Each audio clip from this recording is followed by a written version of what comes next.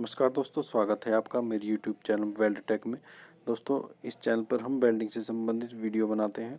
तो दोस्तों, पिछली क्लास में हमने देखा था कि किस प्रकार से हम वेल्डिंग करते हैं, वेल्डिंग क्या है, इसके बारे में हमने बेसिक जानकारी ली थी।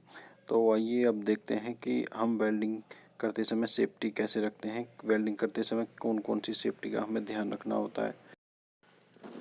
अगर आपने इस चैनल को सब्सक्राइब नहीं किया तो चैनल को सब्सक्राइब, वीडियो को लाइक शेयर जरूर करें। तो दोस्तों, आइए हम जानते हैं किस प्रकार से सुरक्षा और सावधानियां वेल्डिंग करते समय रखते हैं। तो दोस्तों, सबसे पहले देखते हैं सुरक्षा और सावधानियां कौन कौन सी हमें रखनी होती है। तो जैसे कि हमने देखा है कि सबसे पहले हम वर्कशॉप में जाएंगे तो हमें अपना खुद का बहुत ख्याल रखना होता है। तो सुरक्षा का हमें 3 तरीके से ध्यान रखना होता है। सबसे पहले हमें खुद की सुरक्षा रखनी है। ठीक है दोस्तों, खुद की सुरक्षा से मतलब ये है कि हमें, अगर हम काम करने के लिए जाएंगे वेल्डिंग शॉप में, तो हमें पूरी पीपीई किट पहनकर ही वेल्डिंग करनी है। दोस्तों, वेल्डिंग करते समय हमें वेल्डिंग स्क्रीन या हैंड स्क्रीन का या वेल्डिंग हेलमेट, तो दोस्तों वेल्डिंग करते समय वेल्डिंग हेलमेट का प्रयोग जरूर करना है, क्योंकि ये हमें अल्ट्रावायलेट किरणों से बचाता है। हमारी आंखों को, हमारी आंखें खराब ना हो, इसकी वजह से हमें इसका प्रयोग जरूर करना चाहिए। हाथों में चमड़े के दस्ताने जरूर पहनें, क्योंकि ये हमारे हाथों को बचाता है। गर्म पार्टों के जलने से हाथों को बचाता है, हाथों में कुछ लगने से बचाता है। ठीक है दोस्तों, तो चमड़े के दस्ताने जरूर पहने अपनी हाथों की सेफ्टी के लिए। ये हमारे हाथों की सुरक्षा के लिए बहुत ही जरूरी है। तो हम अपने कपड़ों को बचाने के लिए अप्रैन को पहनेंगे। पैरों में सेफ्टी शूज जरूर पहने। सेफ्टी शूज ही पहनने चाहिए, सादे शूज नहीं पहनने चाहिए, क्योंकि वर्कशॉप के अंदर बहुत बड़े बड़े पार्ट होते हैं, तो कई बार पैर पर गिर जाए तो चोट लग सकती है। तो सेफ्टी शूज में उसका पैरों का बचाव हो जाता है। ठीक है दोस्तों, तो ये छोटी छोटी सावधानियां हैं, इनका ज़रूर हमें ध्यान रखना होता है। ये सारी हमें सुरक्षा अपनानी है।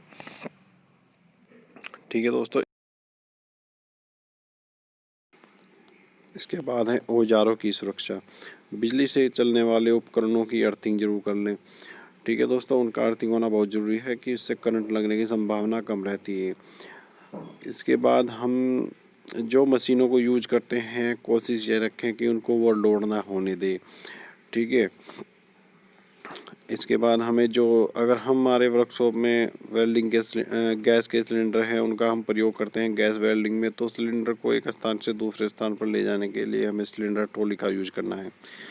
लापरवाही से सिलेंडर को नहीं उठाना है कि लुढ़काते हुए नहीं लेके जाना है, ट्रॉली से लेके जाना। और जहाँ पर हम उसको रखेंगे तो हमें उसके हमेशा बांध कर रखना है। तो इन चीज़ों का हमें वर्कशॉप में बहुत ध्यान रखना होता है। वर्कशॉप में आग बुझाने के यंत्र लगे होने चाहिए।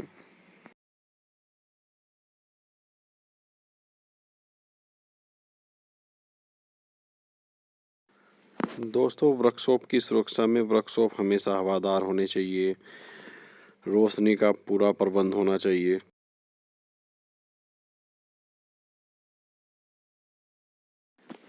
वेल्डिंग के लिए अलग से स्थान होना चाहिए। वेल्डिंग करते समय ज्वलनशील पदार्थों जैसे तेल, ग्रीस इत्यादि को दूर रखना चाहिए या फिर वेल्डिंग शॉप में नहीं रखना चाहिए।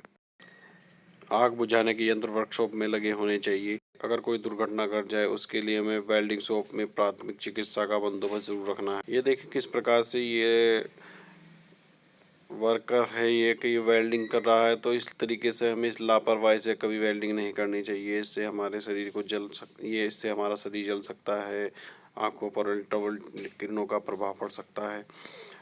ठीक है दोस्तों, तो इस लापरवाही से कभी वेल्डिंग नहीं करनी चाहिए। तो दोस्तों, इसके साथ ही हम ये वीडियो पूरा करते, इस वीडियो को समाप्त करते हैं। अगली वीडियो हमारी होगी वेल्डिंग में प्रयोग होने वाले औजार के बारे में। ठीक है दोस्तों, तो मेरी वीडियो को लाइक शेयर और उस चैनल को सब्सक्राइब करें।